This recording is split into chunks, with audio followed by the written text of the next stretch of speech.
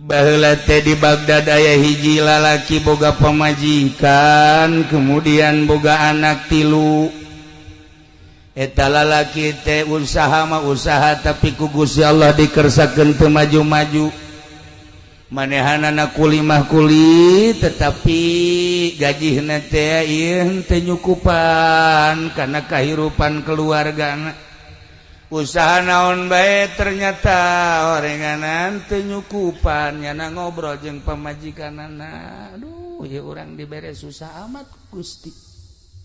cek pamajikanana heueuh nya deuleu batur mah geus hararebat kok urang susah amat tidinya terus kunyana dilakonan susah kadang isuk-isuk bisa dahar sore-sore mah henteu kadang-kadang sore bisa dahar jang isukan mah henteu susah anu luar biasa dilakonan hirup susah ku keluarga tersebut mang bulan-bulan bahkan aya taunna lain teu usaha tetapi Allah ngersakeun susah lain teu kuli tapi Allah ngersakeun susah hese lamun geus dikersakeun ku Gusti Allah susah nyana tengah peuting ngadoa ka Gusti Allah ya Allah ya Rabb abdi geus ngalaksanakeun hirup sabaraha taun susah luar biasa tatangga sekitarna maka deuleuna jala lembar kemudian babaturan abdi jala lembar abdi anak geus 3 pamajikan ieu ngarasa susah sulit nyangakeun sadaya-daya Gusti ulah dibere susah-susah teh Gusti dikabul dalam rangka ngadoa sapeting 2 peting 3 peting patut datang ka 7 peting nyana ngadoa Allah mere inten mutiara plak 2 leungeun ka tuhu hiji leungeun ka enca hiji waduh cak-cak aya pohara ya aduh datang ka ieu seserian naon ka seserian ieu boga naon emang tah mutiara hiji nanti mana kan ngadoa ka Gusti Allah diijabah ku Gusti Allah pamajikanana langsung seserian berarti urang kuari mah ti mimiti isukan meureun urang lain jelema susah deui ka geus pokona mah jual isukan naon kahayang imah kendaraan dan lain sebagainya geus urang mah kuari geus nangti Allah ieu muhun atuh langsung isukna dibawa ku pamajikanana ke pasar eueuh nu daekeun nebak ku mahal-mahalna ieu mah inten mutiara teh buatan mana ditimbang teh sakitu poharana hese atuh ieu mah meulina tukang emas nu ieu geus teu kabelieun tukang mutiara ieu teu kabelieun tukang mutiara ieu teu kabelieun ayalah tukang mutiara nu hiji lamun dek dijual mah ulah hijian semplekeun bae cek cenah sebab mahal jasa ieu mah moal kaduitan bebeja deui nya ka salakina kakak seperti eta cenah ta mutiara geus kumaha isuk bae jadi beuk sore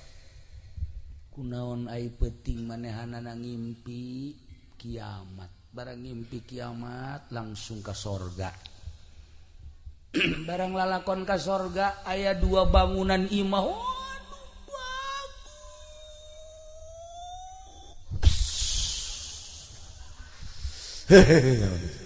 kan lamun urang nyaritakeun eta imah bagus tuh bagus biasa bae tapi lamun itu imah bagus tuh wah tambah bagus rada bagusan berarti tapi lamun imah nu itu tambah budak bagus jasa berarti kesebat kan pas ka awewe be weh itu awewe geulis tuh geulis biasa bae tapi lamun itu tuh itu bapak tuh mantap tuh geulis jasa tah mah nah eta geulis jasa berarti lamun itu tuh eta mah tah geus pohara geus berarti geus pohara tah mah geus aja pendi barang neuleuh ge kadinya langsung ngaguling be geplak langsung kasurupan berarti kan gelis jasa iya makan di sorga ya Allah ya Rabb begitu datang ke sorga dulu 2 bangunan sakitu hebatna nanya ka malaikat ayata naon woi istana menang teh kula kadinya menang sok di dulu ai istana jang sae sebenarnya cak malaikat jang anjeun jeung keluarga anjeun jang saha jang anjeun geus disadiakeun ku Gusti Allah ya Allah coba-coba gue ke hareup ka jero pas datang ka jero kentengna eueuh 2 malaikat ieu bangunan nu sakieu hebat kok bocor masa sih di surga anu bocor kieu cek malaikat teh bongan ente ngadoa ka Gusti Allah dicokot 2 kenteng dibuktikan mutiara lamun teh mah maneh tahan dina kasusahan henteu ngadoa atuh moal bocor ta ieu teh dicokot tina kenteng dibuktikan mutiara terserah ente tah mah lamun deuk ditambal dibalikeun teh mutiara lamun teh mah ku ente dijual teh mutiara pake sesenangan di dunia atuh ente ka surga bocor hudangnya nah cak jana teh aing boga istana namanya di surga bocor je emang di talaga mah heuh bae bala bocor aja di surga ku jana di duluan batakna tina inten yakut masyaallah jendela-jendelana jeung lawangna tina emas nu lain emas model di dunia ya Allah ya Rabbi terus sekitar rakunyana di deulehan ieu mah pohara amat bangunan je eueuh di dunia mal aya teh mah bangunan surga nyada bebe jaka pemajikanana neng kakak tadi ngimpi naon kak ngimpi kiamat aju ka surga di surga geus disadiakeun imah urang aduh hese nyaritakeunana ngan bocor neng masa bocor di surga mah eta kentegna eueuh 2 ku kakak ditanyakeun ka malaikat kok eta bisa bocor gitu gara-gara kakak ngadoa ka Gusti dicokotlah 2 kenteng dibuktikan mutiara tah nuku neng dijual teh eta teh kenteng sorga nu dibodip ku Gusti Allah jadi mutiara terserah ka neng tah lamun teh mah atuh deuk dijual bae pake sesenangan kurang nyeun imah kendaraan jeung dahar segala rupa meureun ke urang di sorga boga istana bocor lamun teh mah atuh deuk dibalikeun deui berarti urang tahan moal kebal di dunia ieu jan nu sugih paeh nu susah mah komo atuh dari kuat neng cek nanti kena aya kos kitu carana malah mending balikeun deui bae ka ditu ka kajian urang jeung moal kebal hirup di alam dunia urang kuari umur teh meureunan geus aya 35 lamun datang ka 70 30 lah tahan kula malah kajian asal di sorga bae masyaallah eta lamun urang boga pamajikan diajak musyawarah kasusahan hajeun mah iya kering sorga dunia tah mah eta pan lain kitu pamajikan urang Cikupa mah hei Cikupa mah lain kitu ka kan ieu bangunna teu usaha-usaha ngojek ka gojek ieu pan kakak mah teu bisa ngojek jabagan ngaji emangna seubeuh kumakan ngaji wah ieu pamajikan Cikupa blon ieu barang di dieu KTP na urang talaga aja beres lah ieu mah awewe kugeulain di Baghdad akhirna kumaha cek pamajikan anaka tahan kasusah ulama asal di sorga engke bikin deui ka kakana doa deui ka Gusti Allah ngadoa deui ya Allah ya Rabb abdi bere umpian ku Gusti daripada engke abdi ka sorga haju kurang sempurna bangunan nyanggakeun sadaya-daya cokot deui Gusti harita kene dicokot teh bebe jaka pamajikan geus urang mah mending hirup susah di alam dunia tapi tentrem ibadah ka Gusti Allah jan nu sugih paeh nu gagah paeh raja paeh RT paeh komo urang geus urang nyanggakeun urang ari ibadah bae lah ka Gusti Allah nemah jasa tah pamajikan resep tah urang boga pamajikan kos kitu tah nanya ka salakina Kak bangun capeun amat di mana Kak usaha lah ka jan nu aya gemal kadahar geus usaha ulah terlalu hantem-hanteman teuing asal aya jang dahar bae ka urang are ibadah ka Gusti Allah heuh tiis perasaan hate perasaan tiis enak kana hate salakina ge ji bener oh aing teu salah milih ya sia heeh eta karata si mana usaha bangun kesangan gitu heuh aju untung wallahu alam untung teu nama itu bener ka usahana ai can untung lah balik atuh ye ai ka dieu kudu mawa duit tinggal salakina bae hak isi pamajikan jelema teh jurig sih talaga tapi lain talaga dieu telaga seberang ka ditu nah iyalah para jamaah kaum muslimin wal muslimat rahimakumullah nusugi nu gagah pejabat abri TNI kiai ustad santri masyarakat lalaki awewe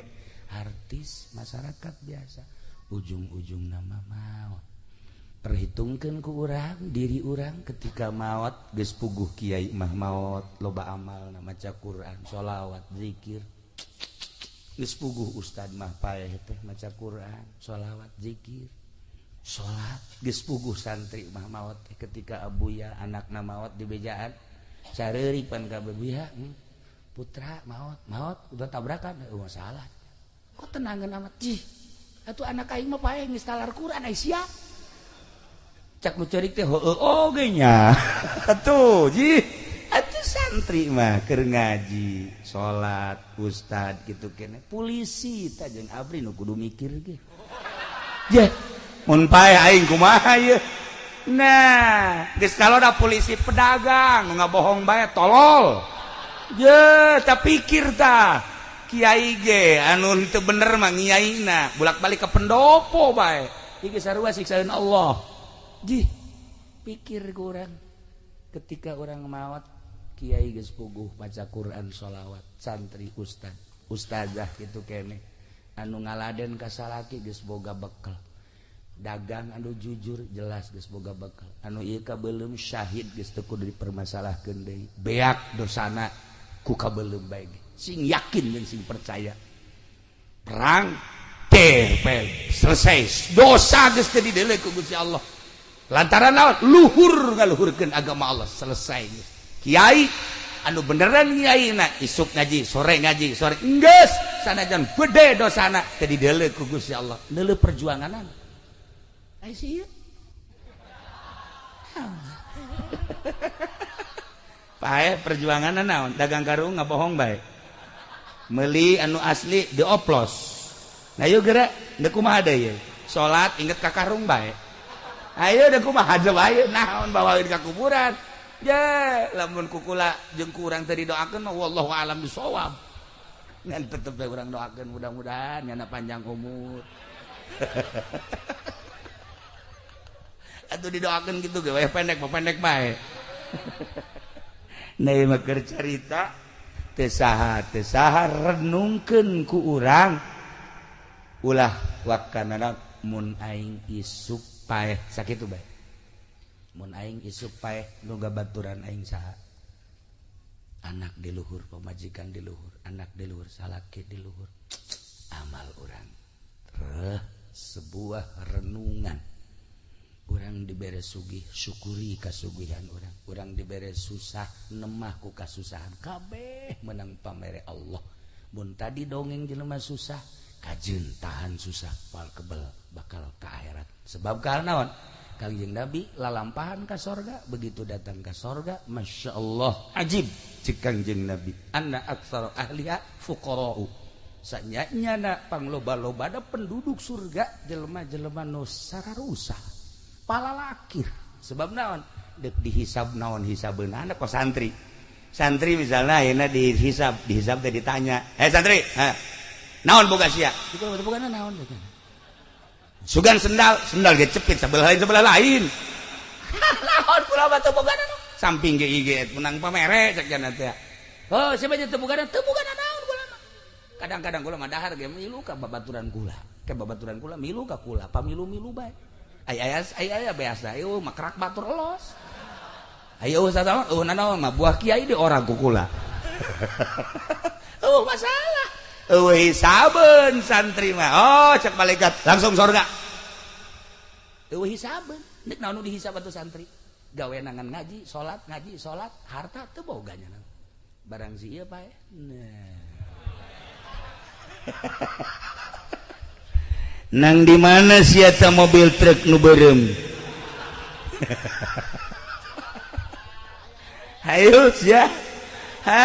ai eta kijang LGX nang di mana sia bener henteu transaksina sia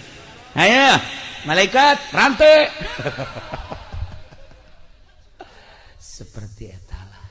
seperti eta